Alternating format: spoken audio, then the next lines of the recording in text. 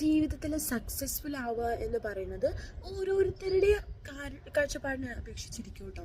പക്ഷേ സക്സസ് എന്ന് പറയുന്നത് ഒരു സർട്ടൻ പോയിന്റിൽ നടക്കുന്ന ഒരു സംഭവമാണ്.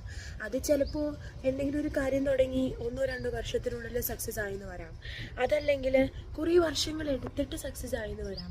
പക്ഷെ എന്നാലും നമ്മുടെ ശ്രമങ്ങൾ ഒരിക്കലും അവസാനിപ്പിക്കരുത് എന്നുള്ളതാണ് സക്സസിൻ്റെ ഏറ്റവും ആദ്യത്തെ മന്ത്ര എന്ന് പറയുന്നത്. നമ്മൾ ശ്രമിച്ചുകൊണ്ടേ ഇരിക്കാം. ചിലപ്പോൾ പെട്ടെന്ന് തന്നെ സക്സസ് ആയെന്ന് വരാം, ഇനിയിപ്പോൾ സക്സസ് ആയിട്ടില്ല, ഒന്നുമില്ല, പക്ഷെ നമ്മൾ തന്നെ ശ്രമിച്ചില്ലേ, നമ്മളെ കൊണ്ട് പറ്റുന്നതിൻ്റെ പരമാവധി നമ്മൾ ശ്രമിച്ചുകൊണ്ടിരിക്കുകയാണല്ലോ.